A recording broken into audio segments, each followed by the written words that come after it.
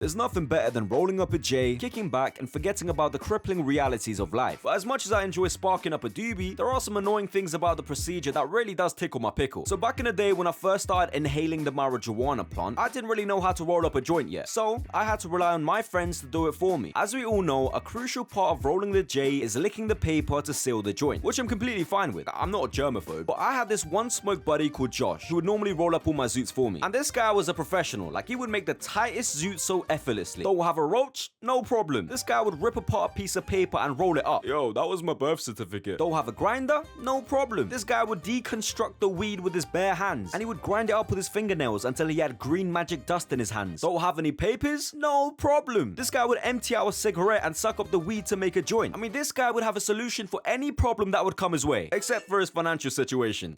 Yeah, this guy was down in the dumps. But I mean, you know, he was amazing at making zoots, so I guess that's a plus. I mean, what really blew my mind about this guy is this guy would be sat there doing origami with marijuana. This guy would attach 3 different pieces of paper to make all sorts of shapes with his zoots. I mean, this guy really knew how to work his hands, which was exactly the reason why I never let my girl around him. But there was this one thing about Josh that really did tickle my pickle. After he finished rolling up the J's, he would always lick it way more than needed. Like, too much. Brother, chill. You're done. It's done, bro. You're making the zoot soggy. No, bro. You gotta make sure that it doesn't come apart, he would say as he proceeded to deep throat the zoot that I was supposed to smoke. Like, he would make the best zoots I've ever seen. But every single time he'd roll one up for me, I would just be in the corner sat there watching him licking the shit out of my zoot, knowing that I would have to stick that into my mouth. I shrugged my shoulders and lit that bitch up. Number 2 of annoying things that happen when you're high. Now imagine one day you wake up and you think to yourself, you know what? Today seems like the perfect day to start it off by being high. So you roll up a J, you get in your car, and you drive to a place with a magnificent view to smoke. You pull out your zoot, and then you realize you didn't bring the lighter. This situation right here is probably the biggest nightmare of any smokers. See, this exact situation has happened to me so many times. I remember one time, me and my boy, we drove to a countryside with a bag full of the marijuana. So we got to the spot and we just couldn't find the lighter. And after 30 minutes of searching the car inside and out, we realized it was under the driver's seat. Bro, we were both pissed off. We were so sick of losing the lighters that me and my bro came up with a business plan to sell lighters that has a Bluetooth connection to your phone. So every time you lose your lighters, you could track it on your phone. Yo, thank God I didn't quit my daytime job to start that business, or I'd be making these videos from under a bridge right now. I've lost so many lighters that I've actually created a system to make sure that it never happens to me again. I have around like 7 jackets that I wear regularly. So what I do is make sure that all 7 of these jackets always has lighters in its pockets. If I lose one or one of them runs out, I always make sure that I get it replaced. So yeah, that's my tip to you guys. See, you guys are learning. This is like educational content from Lil Fried. Number 3, being around the wrong people while you're fried is probably the most aggravating thing ever. If I'm sober around someone that's annoying, I could tolerate it. But if I happen to be around someone that's annoying while I'm high, I can't stand it, man. Why are you doing TikTok dances in a house party, bro? Go get yourself some bitches. Why are you listening to BTS, bro? You don't even know what they're saying. They could be promoting terrorism for all you know. What do you mean you have no dad, fam? What does that even mean? All I'm saying is my child would have to be hideous for me to leave them. And looking at you, I understand your dad's action completely. Obviously, I'm joking, but the point I'm trying to make is if I'm high, I can't be around annoying people. For me, being high is a very spiritual experience. If I'm happy, it makes me even more happy. If I'm sad, it makes me even more miserable. And that's the reason why I choose to be around the right people when I'm high. Bro, like, if you're gonna sit there bitching and moaning about your fucking life, bro, stay over there, bro. Don't bring none of that negativity over here, bro. I'm all about fairies and flowers and shit, bro. Happy shit, you know what I mean? And don't come over to me talking about how your child's got missing chromosome, bro, because now I just feel bad. You've ruined my mood, and your child has still got missing chromosome, so no one wins. If you're getting high to have negative thoughts, bro, you're just doing it wrong. You're wasting perfectly good weed to make yourself miserable. And me in the process. You really gotta surround yourself with the right people when you're high. Even if you're sober, bro, just surround yourself with the right people. Because if you're around people that complain and bitch and moan, even if your life is good, bro, you're gonna start feeling miserable, bro. So yeah, I guess this is just like general life advice, bro. Surround yourself with nice people. But yeah,